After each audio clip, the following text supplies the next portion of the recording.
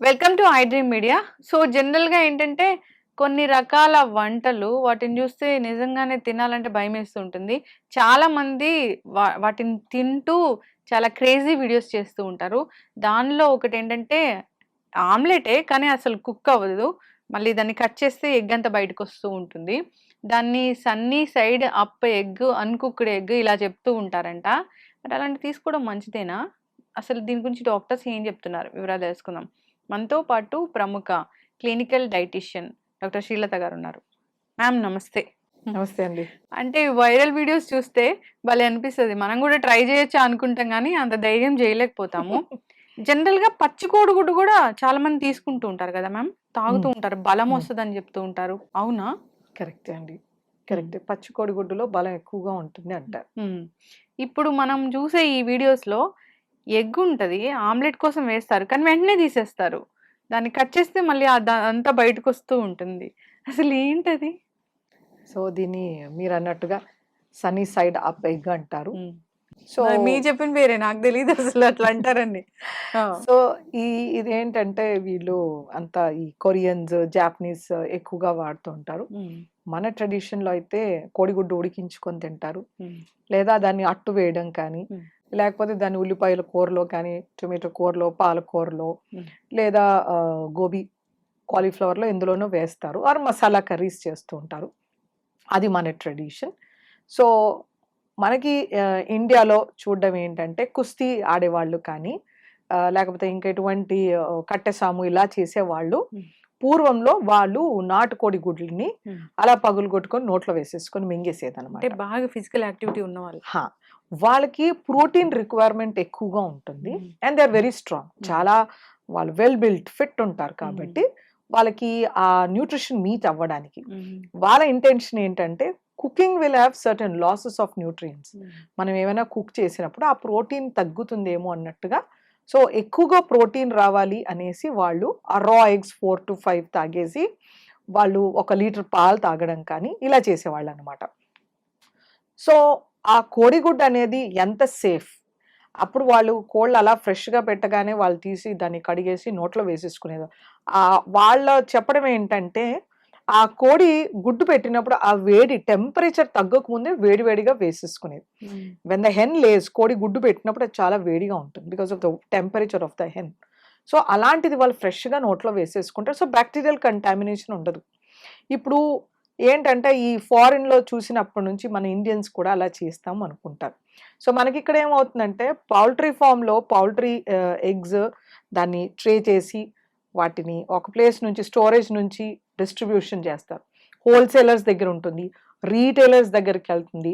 తర్వాత మన కొట్టులోకెళ్తాయి, super మార్కెట్స్‌లోకెళ్తాయి.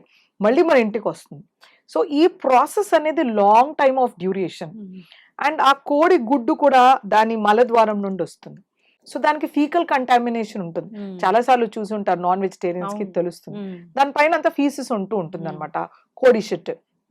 So, it's a source of salmonella. హ్మ్. సాల్మొనెల్లా అనే వైరస్ బ్యాక్టీరియా. అన్నమాట. ఆ! సో, సాల్మొనెల్లా వైరస్‌తో మనకి టైఫాయిడ్ వస్తుంది. హ్మ్. సో, అందుచేతనే మేము మెడికల్‌గా రా ఎగ్స్ ఎవరికీ ఇవ్వము. పర్టిక్యులర్‌గా పేషెంట్స్‌కి అస్సలు ఇవ్వము. హ్మ్.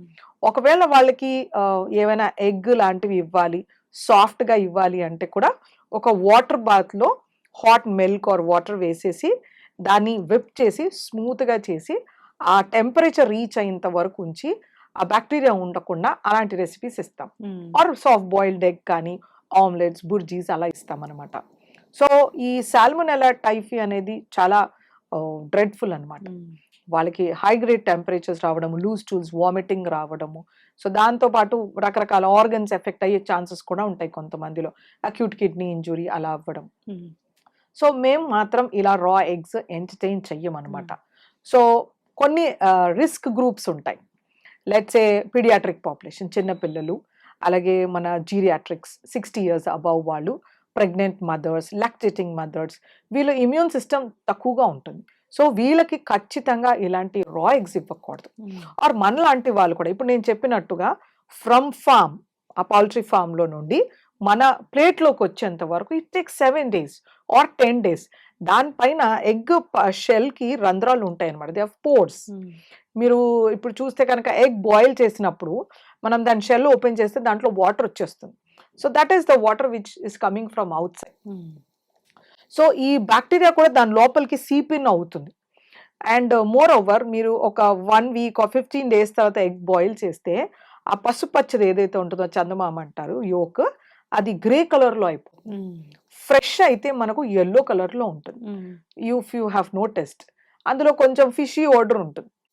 మ్యామ్ ఎగ్ మనము పగులుగొట్టు వేసినప్పుడు ఫ్రెష్ ఎగ్ అయితే ఆ చందమామ అలా కదలకుండా ఉంటుందా అంటాం అట్లా? అంటే చాలా matured egg more than 15-21 days అయితే మనం ఇలా ఎగ్ పగలగొట్టగానే ఆ యోక్ లేయర్ లేకుండా అది ఫ్లో అయిపోతుంది అనమాట. ఇలా వదిలేయగానే అది పగిలి వాటర్ లాగా వెళ్ళిపోతుంది. మంచిది. And that స్టింక్స్. దట్ అంటే అది చాలా ఓవర్ మెచ్యూర్ అయింది, the baby is about to form అనేసి, విచ్ ఇస్ నాట్ గుడ్. అక్కడ ఆ ఎగ్ కోడి ఉంటే కనుక ఆ హీట్కి అది మెచ్యూర్ అయ్యి ఆర్గన్స్ డెవలప్ అవుతుంది. ఇప్పుడు ఏంటంటే నేను ఇంతకుముందు చెప్పినట్టు that will have bacterial infection and it stinks, smells badly and it is very unsafe to eat. ఇప్పుడు మరి అంత ఘనంగా ఎందుకు తింటున్నారు అర్థం కావట్లేదు. ఆమ్లెట్ అంటే ఒక టెంపరేచర్ దాకా దాన్ని మనం ఆమ్లెట్ లాగా చేయాల్సిందే ఖచ్చితంగా. అలా ఇలా వేసి ఇలా తీయకూడదు.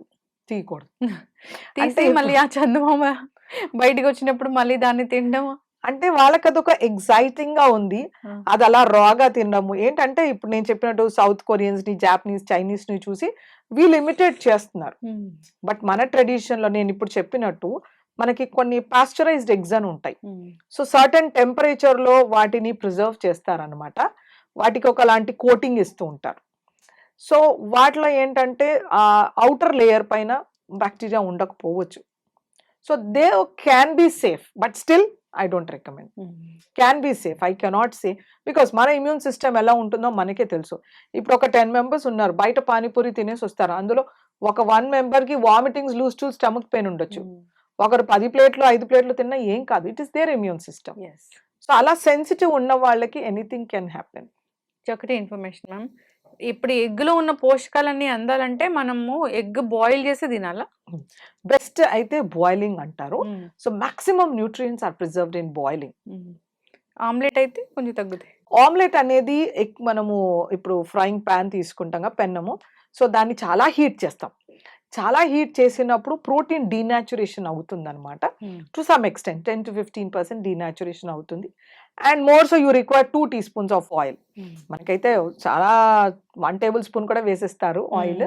సో అక్కడ కొంచెం ప్రోటీన్ తగ్గుతుంది, ఫ్యాట్ కంటెంట్ పెరుగుతుంది. ఆయిల్ మ్యాటర్ అవుతుంది. ఇంత టీ స్పూన్ ఇంత ఆయిల్ వేసామంటే 5 ml మనకి ఒక 50 calories వరకు వస్తాయి. సో శుభ్రంగా ఆడవాళ్ళు అంత నూనె వేసిస్తారు. So you tend to get 185 calories from that. And egg లో నుంచి మనకు ఇంకొక 100 calories, సో 285. సో అందరూ 1 ఆమ్లెట్ తినరు, 2 eggs వేసేసుకుని పెద్ద ఆమ్లెట్ వేసేస్తారు. సో 385 calories వచ్చేస్తాయి. So that is equal to our 1 meal. So అలా మనం జాగ్రత్తగా చూసుకోవాలి. సో హెల్దీ వర్షన్స్ చేసుకోవచ్చు మనం. అందులోనే కాస్త ఉల్లిపాయలు, టొమాటో, కొత్తిమీర, పుదీనా, అల్లం వెల్లుల్లి, పసుపు, కారం, పెప్పర్ ఇలాంటివన్నీ వేసి, ధనియాలు వేస్తే కనుక you are enriching it with fibre, vitamins, minerals అనమాట. కొంచెం ఆ కొలెస్ట్రాల్ పట్టుకోకుండా ఇవన్నీ చుట్టేసుకుని బయటికి తీసేస్తాయి. సో ఒక ఎగ్లో మనకి 210 milligrams ఆఫ్ కొలెస్ట్రాల్ ఉంటుంది. మనం 2 కోడిగుడ్లు వేసినప్పుడు 400 milligrams వచ్చేస్తుంది. సో మన cut off point is 300 milligrams. So you're overdoing. కొంచెం జాగ్రత్తగా ఉండాలి. ఎస్, చక్కగా చెప్పారు మ్యామ్. ఏదైనా మంచిగా కుక్ చేయడము, దాన్ని ఆమ్లెట్ లాగా చేసి తినడము ఇంతవరకు అయితే ఓకే. ఇలా అన్కుక్డ్గా తీసుకుంటే కనుక దాంట్లో సాల్మోనెల్లా టైఫీ అనేది ఒక వైరస్ ఉంటుంది. దానివల్ల టైఫాయిడ్ లేదా రకరకాల హెల్త్ ఇష్యూస్ వస్తాయని చాలా చక్కగా చెప్పారు. ఫాలో అవ్వాలని కోరుకుందాం మ్యామ్. ఒకప్పుడు పచ్చి కోడిగుడ్డు తాగేవాళ్ళు అంటే వాళ్ళ అది వేరే, అక్కడ ఇష్యూ వేరే. సో ఫిజికల్ యాక్టివిటీ చాలా ఉండాలి అలాంటప్పుడు. సో ఇప్పుడు అసలు మంచి గుడ్లే లేవు. సో వైరస్లు ఉంటున్నాయి కాబట్టి జాగ్రత్త పడాలని కోరుకుందాం. చాలా చక్కటి ఇన్ఫర్మేషన్ ఫాలో అవ్వాలని కోరుకుందాం మ్యామ్. ధన్యవాదాలు. నమస్తే. And for more videos, please subscribe to iDream. Please subscribe to iDream. Please subscribe iDream. And please subscribe to iDream. For more videos, subscribe to iDream. please like, share and subscribe to the channel. Congratulations, iDream. Subscribe to iDream. Subscribe to iDream. So subscribe to iDream Media. IDream team అందరికీ huge congratulations. Please subscribe iDream Media. Please subscribe to iDream. Subscribe iDream. Please subscribe to iDream. iDream అంటే నా కళల channel subscribe చేసుకున్న నోరు తిరుగుతలేదు, మీరైతే గంట గుర్తు కొట్టండి. For more such videos, please subscribe to iDream.